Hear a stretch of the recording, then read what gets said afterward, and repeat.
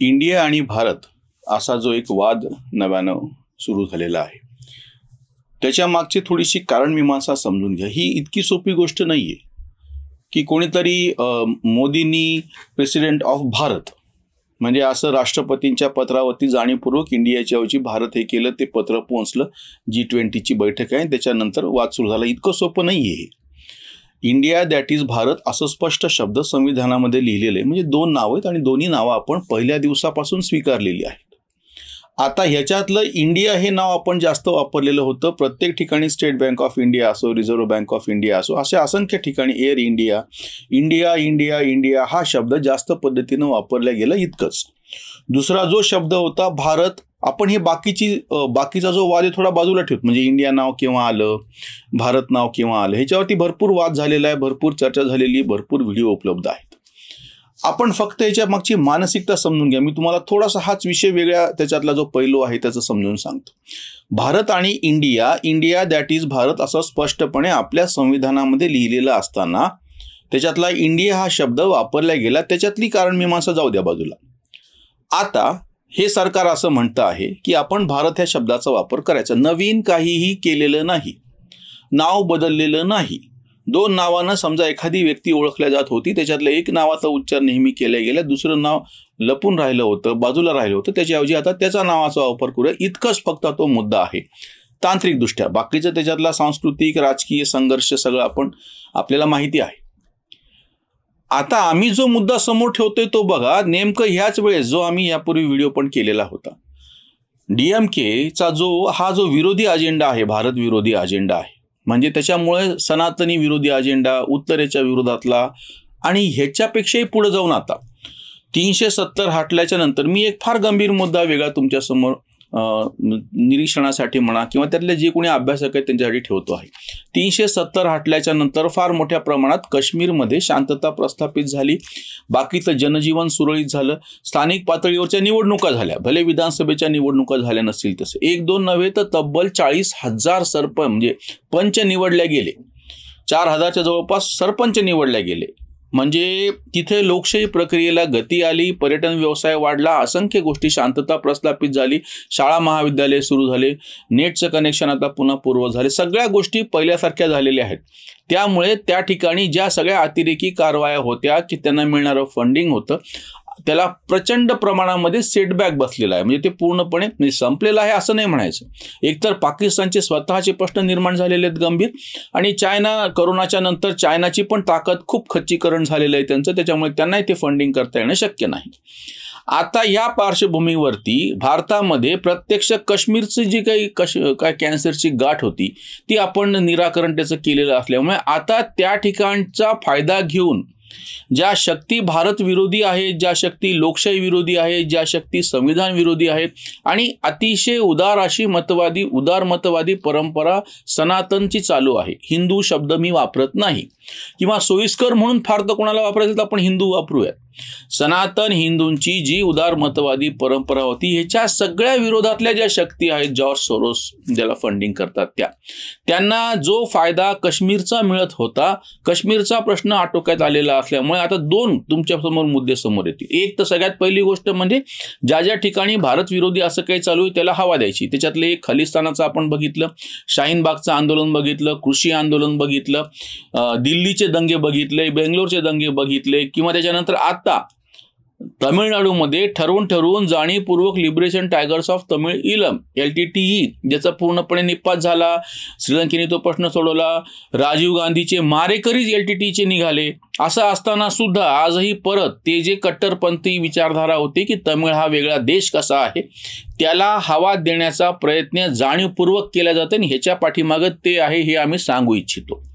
काश्मीरला मर्यादा पडल्याच्या नंतर दोन भागातले झाले. एक तर पहिली गोष्ट अशा पद्धतीचे सगळे जी कट्टरपंथी ज्या ठिकाणी हालचाली आहेत त्यांना मोठं करायचं, आणि त्याचा जो दुसरा भाग आहे तो जास्त घातक आहे की असं कुठं काही मोठं झालं की त्याला मुलावा मात्र कसा द्यायचा. हे जे अर्बन नक्षल आम्ही लिब्रांडू ज्यांच्यावरती टीका करतो आता त्यांचा संदर्भ येतो. पहिला एक तर स्पष्टपणे ज्यांना खालिस्तान पाहिजे, शाहीनबागच्या नावानं जे आरडाओरडा करत होते, काश्मीरवादी तर ते आहेच, कट्टरपंथी इस्लामचे जे आहे सरतनसे जुदा ज्या पद्धतीनं भडक केलं गेलं, आणि नुपूर शर्मा सारख्यांना काहीच कारण नसताना अजूनही भूमिगत राहावं लागते. आणि आता तामिळनाडूमध्ये वेगळी संस्कृती, हिंदीला विरोध, भारत नावाला विरोध, उत्तरेला विरोध, हे सगळं चालू झालेलं आहे. हा एक भाग स्पष्टपणे, म्हणजे थोडक्यात म्हणजे लढणारे जे सैनिक आहेत समोर प्रत्यक्ष एखाद्या विषयातले, ते हे सगळे. पण त्याच्या पाठीमागचे जे मेंदू म्हणतो आपण, हे जे सगळे अर्बन नक्षल म्हणा किंवा लिब्रांडो म्हणा, ते लक्षात घ्या. ते काय करतात माहिती का, हा विषय उचलतात आणि त्याला लोकशाहीचा, अभिव्यक्ती स्वातंत्र्याचा, व्यक्ती स्वातंत्र्याचा असा एक मुलामा देऊ पाहतात. म्हणजे आता सुद्धा भारत आणि इंडियामध्ये नाव कुठलंच बदललेलं नाहीये. भारतला ह्या शब्दाला अतिशय सुंदर असा सगळा पौराणिक संदर्भ आहे, सगळा हे आहे. पण ते हे काय म्हणणार की इंडिया नावाबद्दल तुम्हाला काय आहे, विरोधी पक्षांनी I.N.D.I. हे नाव घेतल्यामुळे तुम्ही कसे वगैरे वगैरे, हे ठरवून केलं जात आहे. हे करणारी जी मानसिकता आहे ती प्रत्येक वेळी अशाच पद्धतीनं 2014च्या नंतर समोर आलेली आहे. हे थोडंसं तुम्ही ओळखा. प्रत्यक्ष ज्या काही अशा कट्टरपंथी टोकाला जाणाऱ्या अतिरेकी ज्या सगळ्या कारवाया आहेत, ह्या सगळ्या त्याच्यात काम करणारे लोक जे आधीपासून आहेत, आधीपासून पेरियारपासून त्या सगळ्या द्रविड चळवळीनं अतिशय असभ्य भाषेमध्ये, घाणेरड्या शब्दामध्ये लिहिलेलं आहे सनातन धर्माच्या संदर्भामध्ये. आज त्याचा आपण उच्चारही करू शकत नाही. हे सगळं आणि त्याला प्रोत्साहन देणारे लोक, पेरियारचे फोटो लावणारे, हे कधी असं म्हणलेले नाहीत की पेरियारची ही जी गोष्ट आहे ती आम्हाला मंजूर नाही म्हणून. स्वतःला पुरोगामी म्हणून घेणारे, स्वतःला हे सगळे काय अभिव्यक्ती स्वातंत्र्याच्या बाजूनं किंवा दुसरं व्यक्ती स्वातंत्र्य किंवा उदारमतवादी आम्ही आहोत असं म्हणणारे, प्रत्यक्षामध्ये हे कसे संकुचित आहेत, ते सगळे लोक पेरियार यांनी जी अतिशय घाणेरड्या शब्दामध्ये सनातन धर्माच्या बाबतीत मांडणी केलेली आहे, मूर्ती तोडलेली आहे, याचा कधीही निषेध करत नाहीत.